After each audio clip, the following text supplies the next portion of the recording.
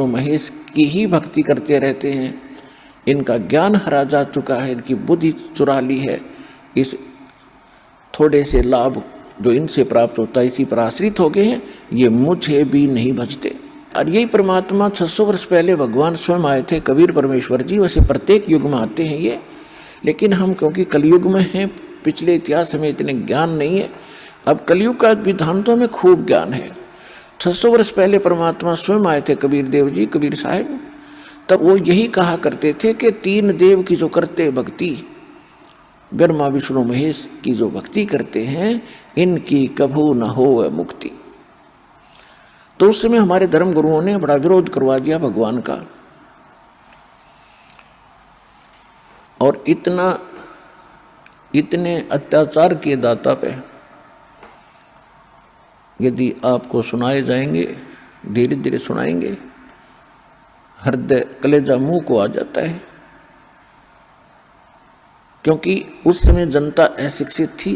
भगवान साची कहा करते थे कि इन तीनों देवताओं की भक्ति जो तुम कर रहे हो ये मोक्षदायक नहीं है, ये तुम्हें पार नहीं कर सकती, और ये खुद नाशवान है, इनकी जन्म मृत्यु होती है।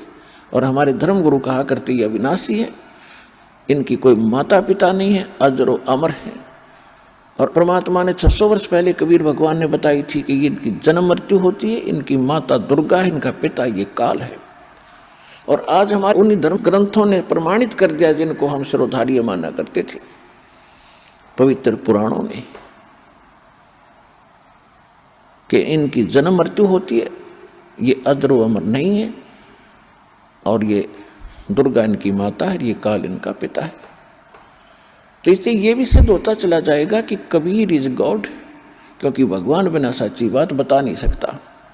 सत्य भगवान ही बोल सकता है, और वो सच्चा भगवान है, सच साहिब है, वो कबीर देव है, कबीर साहिब है, जो सच्ची बात कहे। जिसको हम अशिक्षित कहा करते थे कि अक्षर ज्ञान नहीं रखता, ये धानक शूद्र है, क्योंकि ये धर्म ग्रंथों को पढ़ने का अधिकारी भी नहीं है, जिस कारण से ये धर्म ग्रंथ नहीं पढ़ पाया।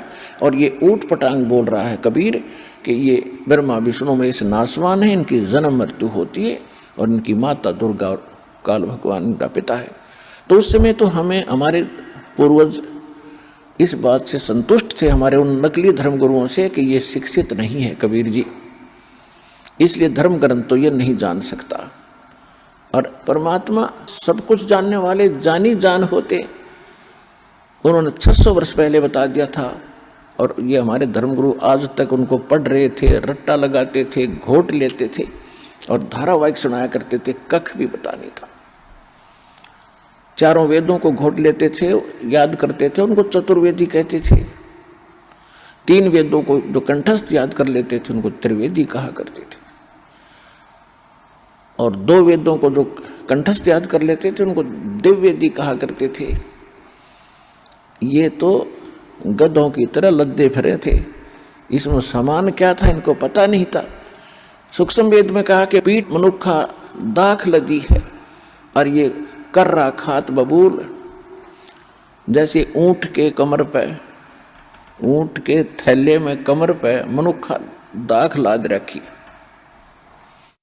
व्यापारी ने, और उस कमर पर तो मनुखा था कितनी मीठी चीज, और वो खावा किक्कर के काट्या मत किक्कर के जो बबूल के कांटों में मुंह मार रहा है, होठ फुड़वा रहा है।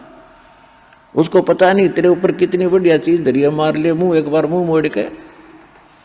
तो इन हमारे धर्म गुरु इन ग्रंथों रूपी मनुखा दाख कर लद्दे तो फिरे थे, पर साधना करें थे कति वह बबूल नकली ऊट पटांग मंत्र, ऊट पटांग साधनाएं श्राद्ध पितृ पूजा तक सीमित रहे। पीठ मनुखा दाख लदी ये कर्रा खात बबूल। तो पुण्यात्मा हमारे उस समय तो ये नहीं माना करते थे, लेकिन परमात्मा को पहचानने के लिए एक बहुत बड़ा योगदान ये भी एक पॉइंट है कि जिसने वेद पढ़े नहीं, जिसने गीता पढ़ी नहीं, और जिसने पुराण पढ़े नहीं, और पुराणों का ज्ञान 600 वर्ष पहले बता रहे थे और ये पढ़ने वाले नहीं जानते थे, उसके लिए भगवान ने एक अनुस्वर भी दे रखा है। गुरु बिन काहू न पाया ज्ञाना, जो थोथा भूस छड़े मूड किसाना। गुरु बिन वेद पढ़े जो प्राणी, समझन सार रहे अज्ञानी।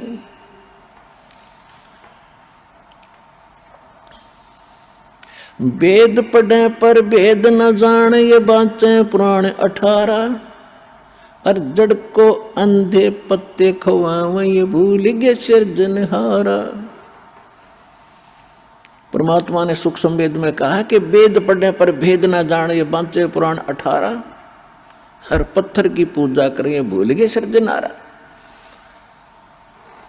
गुरु बिन काहू न पाया ज्ञाना, जो थोथा भूस छड़े मूड किसाना। अब जैसे धान निकाल लिए हो और पराल पड़ी हो, और उस पराल ने कोई कूट रहा हो, क्या वो बुद्धिमान हो सकता है? तो ये जितने भी आज तक हमारे धर्मगुरु थे, ये भूस कूटते थे और कणक का इन्हें पता नहीं था इसमें है कहाँ। तो कहने का भाव ये है कि परमात्मा ये कहते हैं, गुरु बिन काहू न पाया ज्ञाना, गुरु बिन वेद पढ़े जो प्राणी, समझे ना सार रहे ज्ञान। श्री देवी भागवत पुराण और छठे स्कंद में 414 पृष्ठ पे व्यास जी बता रहे, कह रहे कि राजन, सतयुग के ब्राह्मण वेद के पूर्ण विद्वान होते थे और वो दुर्गा की पूजा करते थे। खाक विद्वान थे वेद के। वेद में है कहीं दुर्गा की पूजा का प्रावधान, या गीता में है कहीं दुर्गा की पूजा का प्रावधान? तो पुण्यात्माओं, तो कहते हैं एक ना भूला दो ना भूली, भूली सब संसारी।